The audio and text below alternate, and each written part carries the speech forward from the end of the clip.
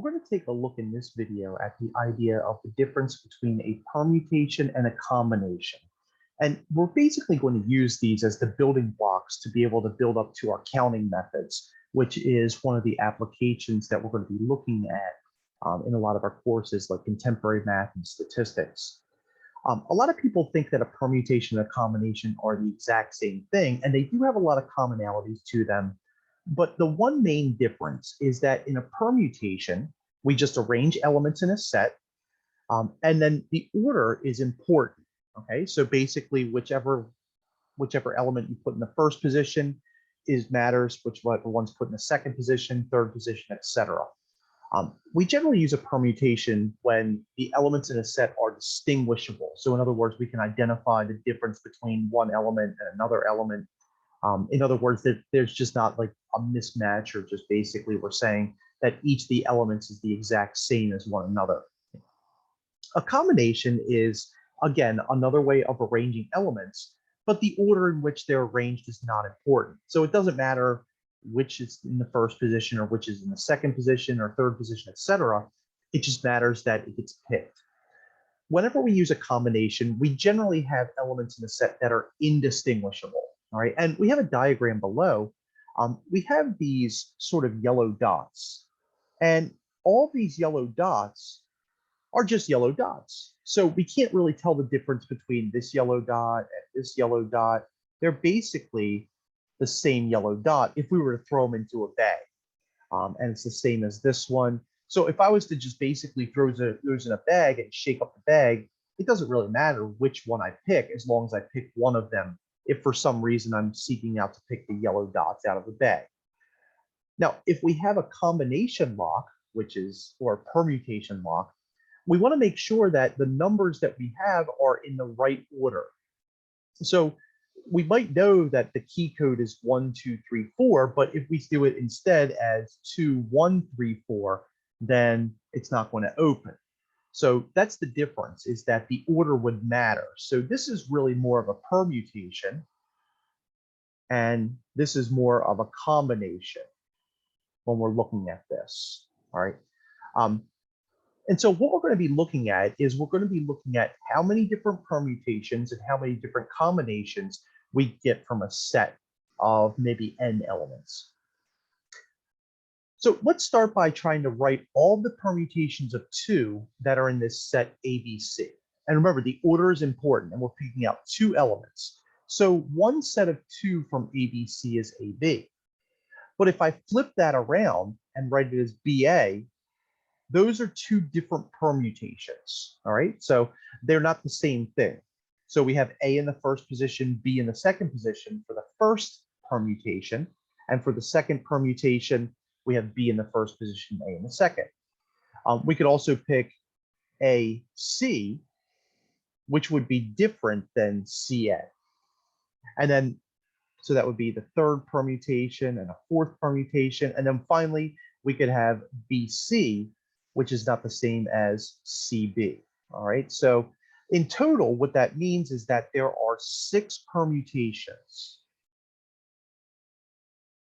Right? And that's pretty easy for us to do if we only have 3 elements or 4 elements or even 5 elements. It's not too terrible. But what if we start having like 16 elements or 25 elements? Then it just becomes a monotonous rote task for us to be able to figure out how many permutations there are. Fortunately for us, there's a formula for this.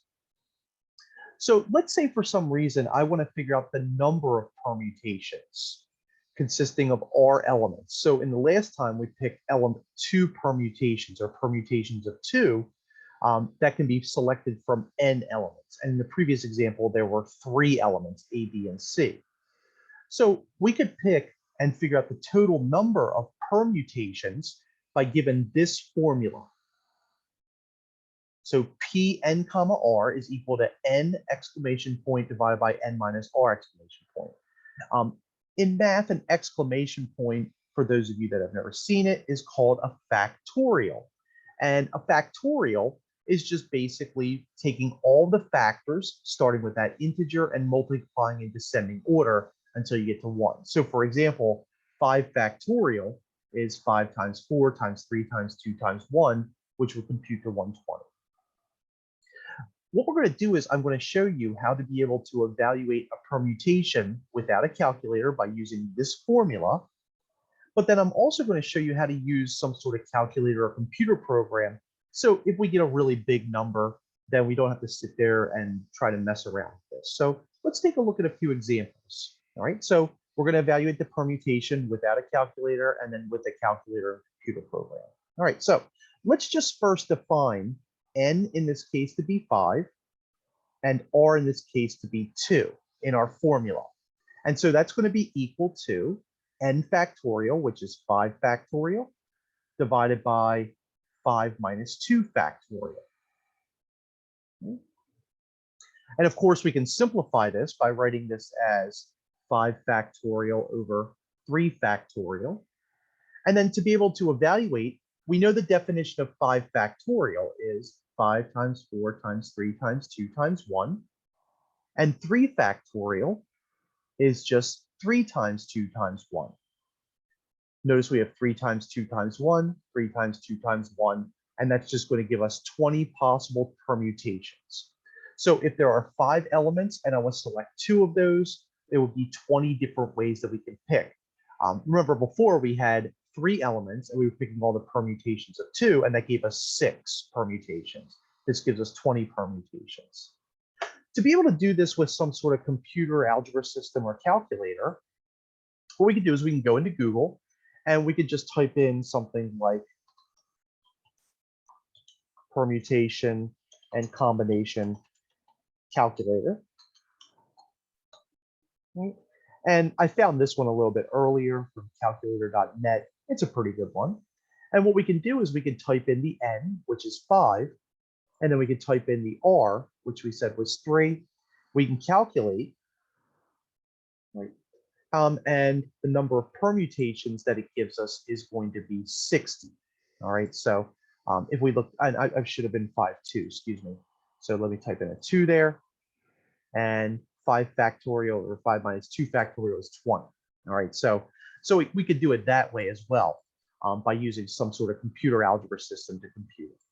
All right, now a few more examples. In this one, we have that n is equal to 6 and r is going to be equal to 3. So I'm going to plug it into our formula. And remember our formula up here, n factorial. So it's going to be 6 factorial divided by 6 minus 3 quantity factorial. And that's our n minus r factorial. 6 factorial over 3 factorial. And we already saw what 3 factorial is. 6 factorial is 6 times 5 times 4 times 3 times 2 times 1. 3 factorial is 3 times 2 times 1. The 3 times 2 times 1 cancel out. And we're left with 6 times 5 times 4, which is 30 times 4, which is 120. All right, so it's a little bit of a painful process to do this. Not too awful, but now let's go ahead and use the computer system to be able to figure that out. And we had 6 combination 3. We're going to calculate, or 6 permutation 3, and there's 120 of those permutations. All right, and that's exactly what we had here when we computed it that way. All right, for our last one, we have 10 common or permutation 2, and so I'm going to go ahead and type it in our calculator first, and I'm going to calculate that, and that gives us 90 permutations. So we know right away it's 90. But let's go ahead and figure it out by hand. So n is going to be 10, r is 2, and we have our formula, which is going to be 10 factorial divided by 10 minus 2 factorial. That's 10 factorial over 8 factorial. We know 10 factorial is 10 times 9 times 8 times 7 times 6 times 5 times 4 times 3 times 2 times 1. And 8 factorial is 8 times 7 times 6 times 5 times 4 times 3 times 2 times 1. Everything from 8 down cancels out. We're left with 10 times 9, which is just going to be 90. All right, so now we know how to go through and to be able to compute these permutations either by hand, or we know how to compute them by using a computer system. We can do the exact same thing for combinations. And remember, a combination, the order does not matter. So once we select that those elements, we can't flip them around and get a new permutation like we did before, or a new combination. So in this example, we're writing all the combinations of 2. So one combination of 2 is AB. Now that's the same combination as BA. So if we flip them around, we still get the exact same combination, right? Another combination is going to be AC, and that's the same as CA. So remember before we did this, that we got different permutations by flipping the order because the order matters. But with a combination, the order doesn't matter. Once I pick AB, it's the exact same as BA. Once I pick AC, it's the exact same as CA. Once I pick BC, it's the exact same thing as CB. All right, so for us, there's only going to be 3 combinations of 2 elements that can be selected from 3 possible elements. Right? Similar to permutations, combinations have a formula that we can use. And what you'll notice is that this formula looks very similar to the previous, except we have this extra r factorial in the denominator. And that's really the only difference between permutation and combination, is that we have that r factorial. So just as a couple examples as to how to compute this with or without a calculator, in this example, we have n is 5 and r is 2.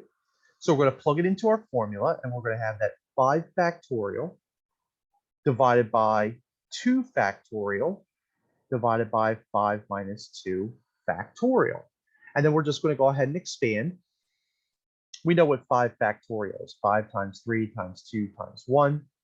We know what 2 factorial is. That's 2 times 1. And we know that this is going to be 3 factorial, which is 3 times 2 times 1. And so what are we left with? Well, 3 times 2 times 1 is going to cancel out. And so really what we're left with is 20 divided by 2, which is going to be 10. All right, so all I did was I just computed 5 times 4 and 2 times 1, just plug them both in to our fraction and then just computed.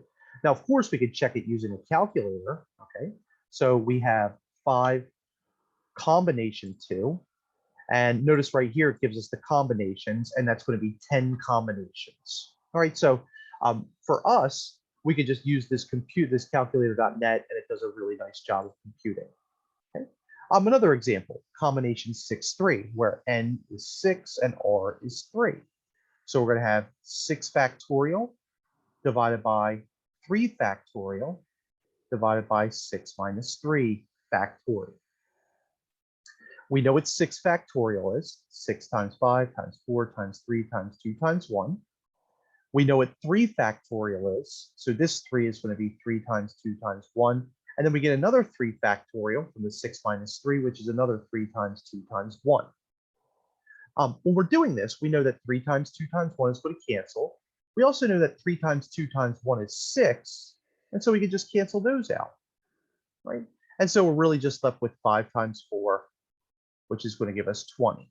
Now let's verify that by using our computer system. All right, so we're going to go over here. We're going to have 6 combination 3. We're going to calculate it, and we're going to pick combinations, and we get 20 of those. Okay. So that's nice that we're able to do that. And then a final example is 10 combination 2. So n is 10, r is 2, and so we're going to have 10 factorial divided by 2 factorial, 10 minus 2 quantity factorial. And this is the one where we have to write out everything. So 10 times 9 times 8 times 7 times 6 times 5, 4, 3, 2, 1.